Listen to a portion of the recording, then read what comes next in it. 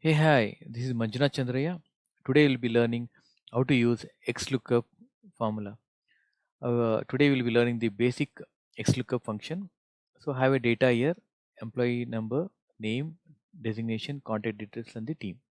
So I need to pull particular person's details, all these details. Say I need to pull the contact details of the particular person. So we say this employee number is 1009 and we need to pull the contact details. Let's start. So start with X lookup, open bracket. So it says lookup value. So we are looking this value in the array. So this value is in the employee numbers. So I'm going to select the employee numbers. So select the employee numbers, comma.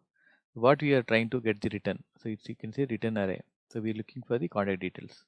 So I'm selecting the contact details, comma, and we need the exact match. So my exact match will be false. I can either you can type it as false or you can put it as 0. Close the bracket, hit enter.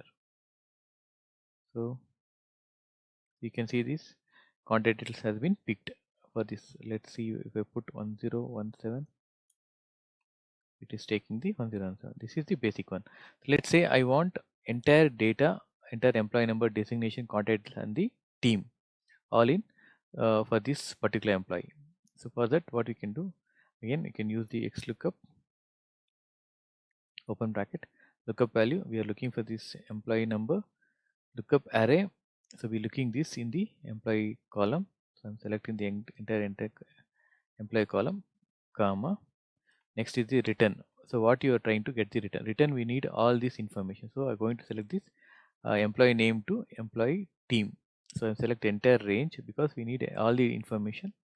So comma, the match, we need the exact match, 0, and close the bracket and hit enter.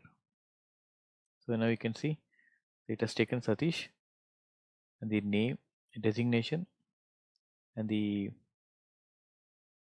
telephone number and the team. So let's change to say 1013 013. Now you can see Raju, team, and his mobile number and the details. So it gives a number by selecting the range of the column. I hope this formula was helpful.